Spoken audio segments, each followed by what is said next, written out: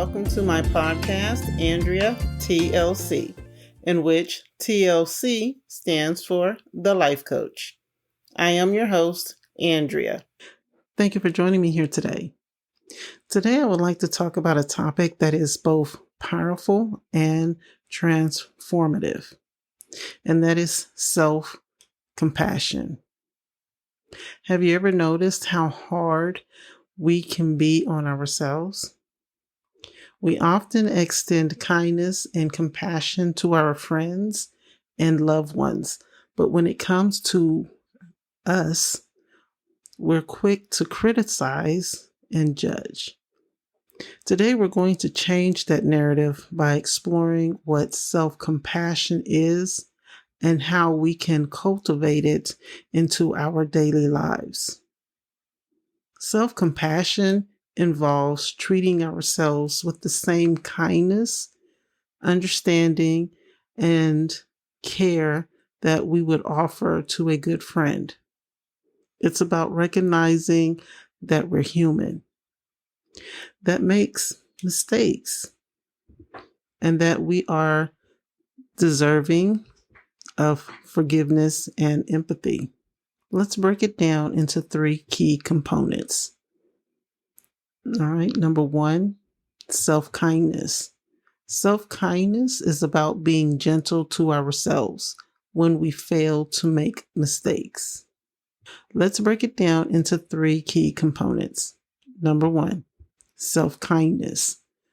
Self-kindness is about being gentle with ourselves when we fail or make mistakes. Instead of beating ourselves up, we respond with warmth and understanding. It's like giving ourselves a mental hug and saying, "It's okay. You're doing your best." Imagine a friend that comes to you upset because they made a mistake at work. Okay?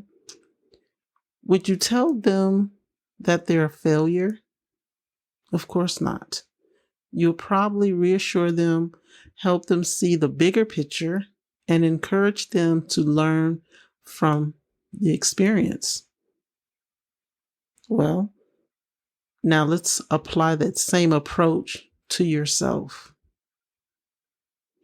Number 2, common humanity. Common humanity is the recognition that everyone makes mistakes and experiences hardship. It's a reminder that we're not alone in our struggles. We all have moments of imperfection, and that's part of what it means to be human. When we understand that suffering and failure are shared human experiences, it becomes easier to feel connected to others rather than isolated. This sense of connection can provide us with a support and courage we need to face challenges. And number 3, mindfulness. Mindfulness involves being aware of our thoughts and feelings without judgment. It's about observing our emotions with curiosity and openness rather than getting swept away by them. When we practice mindfulness, we create space to respond to our experiences with greater clarity and compassion. Instead of reacting impulsively or harshly, we can pause, breathe, and choose a more compassionate response. So how do we start incorporating self-compassion into our daily lives? So here are 5 practical tips. Tip number 1, practice self-compassionate language. Pay attention to the way you talk to yourself. Replace negative self-talk with kinder, more supportive language. For example, instead of saying, and I hope that you all are not saying this, but instead of saying that I'm stupid. Try saying, I made a mistake, but I can learn from this. Tip 2, write a letter to yourself.